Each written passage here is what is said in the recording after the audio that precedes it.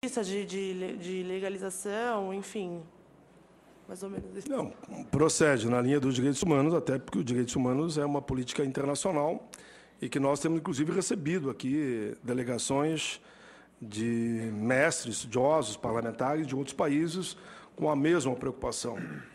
Primeiro, existe uma grande preocupação, eu começaria dizendo já que na linha da migração, daqui para lá e de lá para cá, com o reconhecimento dos diplomas, né?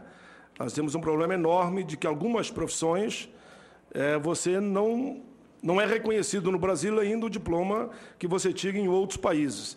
Então, há um debate muito forte aqui para o reconhecimento do diploma de nível superior, principalmente de outros países, como é o caso de Cuba, se não me engano, Venezuela, Uruguai, Paraguai, Bolívia. Há esse debate muito forte. Um outro debate, que até foi montada uma comissão especial de deputados e senadores, foi aqueles homens e mulheres que vieram do Haiti. E estão numa situação subhumana aqui, principalmente no Acre, nessa região do país, de forma tal que a gente possa caminhar para regularizar a situação deles.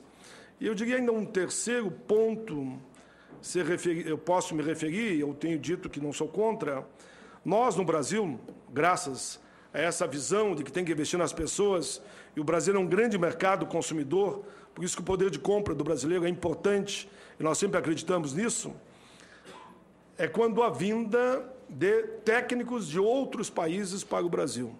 Isso há uma grande controvérsia. Uns entendem que a vinda de técnicos de outros países para cá vai tirar o emprego da nossa gente. Outros já entendem, há estados que já aprovaram, inclusive, lei nesse sentido, que nós temos uma situação muito desfavorável em matéria de profissionais. E que, para o Brasil continuar crescendo como está, a formação dos técnicos, embora nós multiplicamos por 3 com o governo Lula e Dilma em relação ao governo anterior, está muito distante. E que faltam técnicos. Se eu não me engano, tem um dado que é da Federação dos Engenheiros. Se chegasse hoje 500 mil engenheiros no Brasil, todos estariam colocados. E nós não temos, como nas nossas universidades, formar 500 mil engenheiros.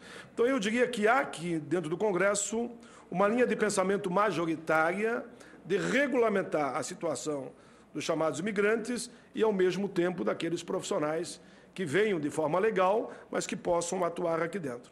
Eu diria que hoje, no Brasil, eu sou crítico e sou meio rebelde, né? Acho que pelo meu sangue meio africano aqui, virei rebelde desde que me trouxeram dos navios de lá para cá, sempre fiquei rebelde. Eu, talvez pela migração. Pela migração também sofreu pela migração. Eu sempre tenho sido muito crítico nesse sentido, em relação à questão do emprego aqui no Brasil. Mas podemos dizer com tranquilidade para vocês, o número de desemprego no Brasil está em torno de 5% a 6%. Na Europa, pela crise atual, está em torno de 26%, 28% até 30%. Então, quem tem formação técnica ou superior está praticamente consolidado que não tem falta de emprego. Pelo contrário, eu vou dar um exemplo. Cidade de Marau, no Rio Grande do Sul, eu tive recentemente. Sabe quantos quilômetros os empresários têm que deslocar para buscar trabalhadores? 180 quilômetros. Todo dia vem ônibus das cidades próximas, ele fez um círculo me mostrando, em torno de 180 quilômetros, para que venham trabalhadores para a cidade, porque há falta de mão de obra. Então, essa questão de imigrantes no Brasil, a tendência para mim, claro que não pode ser uma coisa... Uma vez perguntaram para o Barack Obama como é que ele ia tratar a América Latina, dizer, eu vou tratar com o maior carinho, mas vocês vão entender que primeiro eu vou olhar para o meu povo, para a minha gente. Nós faremos a mesma coisa. Obrigada, acrescentou bastante. Mas eu pensei justamente na pergunta em condições subhumanas mesmo, como, por exemplo, os bolivianos lá na região do Brás, da Moca, isso, lá perto do meu bairro. O pessoal trabalha no vestuário, coisa, né? Isso. Nós acompanhamos isso e fizemos uma série de pronunciamentos. Eu queria dizer que o Ministério Público tem nos ajudado muito nesse sentido, os procuradores também, para que sejam punidos, fiscalizados, autuados e fechado, inclusive, essas empresas. A gente sempre fala com tristeza que, no Brasil, ainda nós temos que ter no Ministério do Trabalho um comando especial para combater o trabalho escravo, porque ainda, infelizmente, existe. Legal o Ministério Público trabalhando um pouco mais também, né? Mas hoje eu vi uma iniciativa legal, pelo menos em relação aos caminhoneiros, né? Esse conflito que está tendo, é importante a gente analisar com carinho essa questão da força de trabalho no país. Daniel. Então, a minha questão é relativo à questão das cotas, né? Acredito que seja necessário mesmo a política de cotas no Brasil, devido a essa desigualdade, os dados que você passou para a gente aqui. Mas a última avaliação do IDEB mostrou que o ensino básico teve um retrocesso, não evoluiu, e em alguns casos teve até retrocesso. Essa questão da política de cotas não acabaria mascarando a má qualidade do ensino público no Brasil ou jogando a sujeira para debaixo do tapete? Deixa eu te falar um dado que eu vi na sanção da política de cotas, e eu vou dar a fonte, do ministro Aloysio Mercadante. Ele deu o seguinte dado. Tem problema no nosso ensino básico? Claro que tem. E nós queremos investir mais, e por isso que quem pode, bota os seus filhos na escola privada, né? Mas ele disse o seguinte, pelos dados que a gente tem das políticas afirmativas e do próprio ProUni, e 70% das universidades brasileiras já adotam política de cotas, o que acontece? Mesmo esses alunos da escola pública, só praticamente a excelência que passa, porque eles têm que passar por um teste. Somente a excelência que passa. E essa excelência, que são poucos, e as cotas são poucos também, tanto que eu dou os dados aqui, eles estão tão qualificados quanto aqueles que vêm da escola privada. E os dados também mostram que os alunos cotistas, pela oportunidade que eles recebem, eu, por exemplo, não podia nem sonhar em fazer faculdade. E não fiz, né? Infelizmente, não fiz. E gostaria de ter feito. Calcula, pela origem que eu disse aqui, né? Mas se eu tivesse tido a oportunidade de ir para uma universidade pública, digamos, e metido como eu sou, eu te garanto que eu ia alcançar os outros alunos. Porque a gente vem com tanta gana, com tanta raiva até, porque ninguém gosta de ser pobre, né? Como dizia o Joãozinho 30, né? Quem gosta de ir para a favela só ver pobre é intelectual. Eu acho que alguém gosta de ser pobre, né? Eu estou concordando porque a tua pergunta está muito bem situada, né? E você deixou espaço para me dar essa explicação. Então, essa moçada, ela vem com tanta vontade de acertar, mas sabe qual é que é o problema que eu acho dessa moçada que vem? Não é a falta de capacidade, é como é que ele vai se manter lá. Esse eu acho que é o problema. Como é que ele vai pagar o ônibus para chegar na faculdade? Os principais cursos da Federal, vocês podem me ajudar aqui, porque eu não sou especialista na área, os melhores cursos são, inclusive, de dia. Como é que ele vai fazer, se ele praticamente trabalha de dia para comer de noite? Como é que ele vai pegar o ônibus? Como é que ele vai comprar roupa? Como é que ele vai comprar os livros? Não por falta de capacidade, mas pela questão social deles. Por isso que nós vamos ter, quem sabe até, de discutir com o tempo como é que a gente vai manter essa moçada com oportunidade. E é tudo vestibular, pessoal. Ele vai ter que mostrar capacidade. E ele não passa lá no final se não corresponder. Tenho convicção que a excelência não diminui. A Universidade do Rio de Janeiro mostra isso. A UNB, aqui do qual eu convivo mais, porque seguido eu estou lá dialogando, discutindo com os alunos, também já mostrou isso. E outro dado que, para mim, é mais importante de todos que nós falamos até agora, nessas cotas. Dizia que ia criar uma guerra entre os alunos, os jovens, na universidade. Criou guerra, coisa nenhuma. Eles andam muito bem. A nossa juventude é muito mais progressista do que nós, mais velhos. Eu, por exemplo, eu sempre falo da minha idade com tranquilidade. Eu tenho 62 anos de idade. Eu travo o combate aqui com quem? Ninguém que é jovem. Eu travo o combate na linha do conservadorismo com pessoas com 55, 60, 70, 80 anos. E percebo nas universidades, quando eu vou dialogar desse tema, que há um carinho enorme da juventude com todos, brancos e negros, e que não há aquela disputa que disseram que nós poderíamos criar. A juventude brasileira é muito mais avançada, muito mais progressista, muito mais carinhosa com a nossa gente do que eles podem imaginar.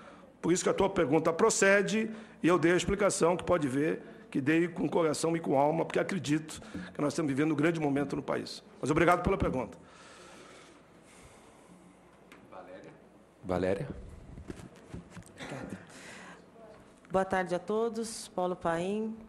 Antes de estudante, já me apresento como sua fã, tenho acompanhado o seu trabalho, especialmente pelo Estatuto da Igualdade Racial. Me sinto até emocionada.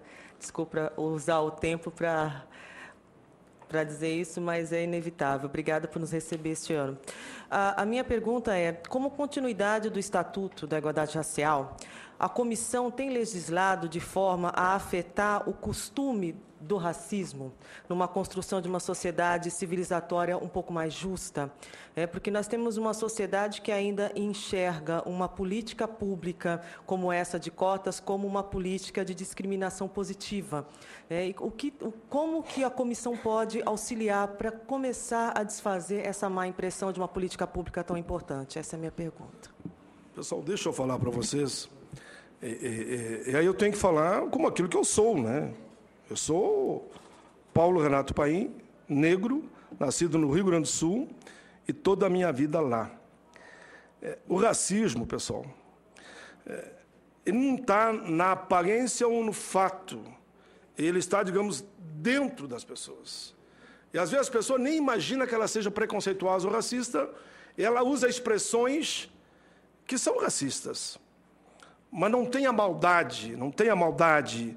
É que a questão do racismo ela é passada de geração para geração. Por quê? Foram dito que os negros são isso, isso, isso e aquilo, né? Eu me lembro que uma época veio um presidente de um país africano ao Brasil e ele visitou essas feiras de agropecuária, né? Esses grandes centros.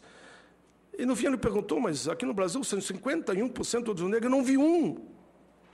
Não tem negro que cria gado, que tem fazenda? Não tem. Não tem. Por quê? Aos negros, quando foi dada a liberdade, foi proibido estudar, comprar terra e, inclusive, receber as ferramentas, se quisesse trabalhar. Isso está lá num decreto, está aqui nos anais do Senado, está num decreto. Era proibido a eles estudar formalmente e comprar terra. E, claro, que as terras foram passadas. Eu não estou aqui fazendo nenhuma crítica aos antepassados de vocês ou mesmo aos nossos. Foi fatos da época, né, que eu estou relatando. Foram passados de pai para filho, historicamente. E muitos trabalharam, compraram, fizeram esforço. Como hoje nós temos um debate em terras quilombolas. E para vocês verem o meu equilíbrio, com muita tranquilidade com vocês. Então, eu fui no Rio Grande do Sul, numa atividade onde estavam produtores, agricultores e quilombolas, né? Bem claro, brancos e negros. Como é que eu faço? Eu sou um legislador. Eu sou eleito pelo Rio Grande. E brancos e negros votam em mim. Para ter uma ideia, lá são 14% de negros e eu recebo 4 milhões de votos em 6 milhões. E daí, o que eu faço? Reuni com ambos, primeiro, os que estavam lá, agricultores, brancos no caso, e agricultores quilombolas. Ouvi ambos, e ambos estão com a razão. Ambos estão com a razão. E disse isso lá. Por que eu vou explicar que ambos estão com a razão? Os negros, descendentes dos quilombolas, aquela terra secular, eles estavam lá, num grande território. Ali na região de Torres, exatamente, Maquiné. E os agricultores, eles foram comprando as terras desse ou daquele setor, mal ou bem, e se implantaram lá por mais de 70 anos. E estão produzindo. Ambos produzindo. Como é que eu vou dizer agora? Então, eu que comprei a terra porque sou branco, em tese, estou sendo aqui franco, sou negro, viu? A TV vai distorcer lá. Então, eu branco, comprei a terra, não tenho direito. E ele negro, que recebeu de herança, sei lá, de um fazendeiro, ele tem direito e eu não tenho, ambos pagamos. O que eu disse? Que a responsabilidade da não fiscalização, da não regulamentação, é do Estado brasileiro. Qual é a proposta que eu achei? E unânime, dá de todos eles. Quem quiser sair da terra vai ser indenizado e vai comprar uma outra terra num outro local. Então, o Ministério Público está ajudando, estamos caminhando nesse sentido, vai chegar no amplo entendimento. Tem muitos agricultores brancos que querem sair, que querem ir para outras regiões, estão seus familiares, e tem muitos agricultores quilombolas negros que também querem indenização. Eu mesmo disse, ao dialogar com ele, se eu morasse aqui e me desse o preço justo, inclusive com as benfeitorias, que eu recebesse o correspondente àquilo que é meu de direito, eu compraria uma terra lá em Caxias do Sul. Iria trabalhar naquela região lá. Enfim, o que eu quero dizer que no Brasil, se nós soubermos conversar, dialogar, por isso aponto todos esses caminhos, que a questão é cultural, é nós mudar por dentro, é espiritual, essa magia do brasileiro. magia do futebol, da arte, do samba, do estudo, do conhecimento, da teoria. Hoje nós somos referência para o mundo, inclusive para a nossa política econômica, senão vão dizer que nós só falamos em futebol e arte, né? Aí vamos lembrar também do carnaval, que a gente fala com orgulho. Eu não tenho vergonha do carnaval, e diga-se de passagem.